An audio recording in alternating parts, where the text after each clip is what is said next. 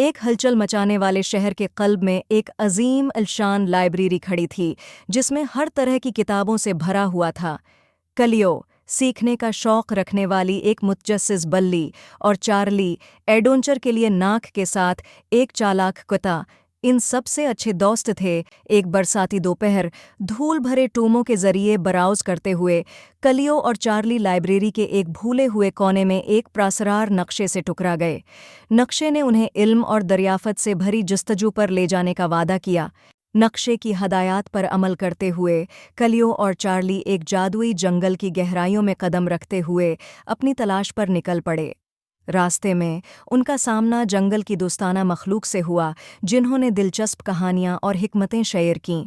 जब वो जंगल की गहराई में सफ़र कर रहे थे, कलियो और चार्ली ने एक छुपी हुई जगह से ठोकर खाई, जहां कदीम खंडरात पौधों के नीचे दबे हुए थे। अपनी गहरी जहानत के साथ उन्होंने माजी के सरागों को उकट्ठा किया, ऐसे इसरार को खोला जो तवील उरसे से फरामोश हो चुके थे। जंगल के मरकज़ में कलियो और चार्ली का सामना एक अक्लमंद बूढ़े असफनकस से हुआ, जो इल्म के ख़जाने की हिफाजत करता था। अपनी अहलियत को साबित करने के लिए असफनकस ने उन्हें पहेलियों का एक सिलसिला हल करने का चैलेंज दिया, जिससे उनकी अक्ल और दानिश का इम्तिहान हुआ। रास्ते में चैलेंजों और रुकावटों का सामना करने के बावजूद कलियो और चार्ली अपनी जदोजहद को मुकम्मल करने के लिए प्राज़्म रहे। उन्होंने इस्तिक़ामत की कदर और कभी हिम्मत न हारने की अहमियत को सीखा, यहाँ तक कि जब सफ़र मुश्किल लगता था। इसफनकिस की आज़माइशों पर काबू पाने के बाद कलियो और चार्ली अपनी जस्तजू के अख्तिताम पर पहुँचे, जहाँ उन्होंने एक जादुई चश्मा दरियाफ़त किया जो कदीम इल्म से चमकता था।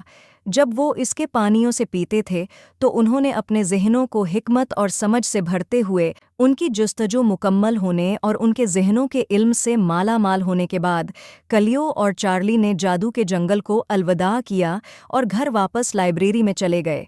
उन्होंने अपने तजुर्बात कस्बों के लोगों के साथ शेयर किए, दूसरों को सीखने और दरियाफ़त करने के लिए अपनी तलाश शुरू करने की तरगीब दी।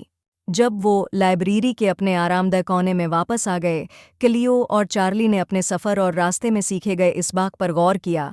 उन्होंने महसूस किया कि हकीकी हिकमत सिर्फ़ किताबों से नहीं आती, बल्कि दरियाफ़त करने की हिम्मत, साबित कदम रहने के अज़्म और दूसरों से सीखने की ख्वाहिश से हासिल होती है।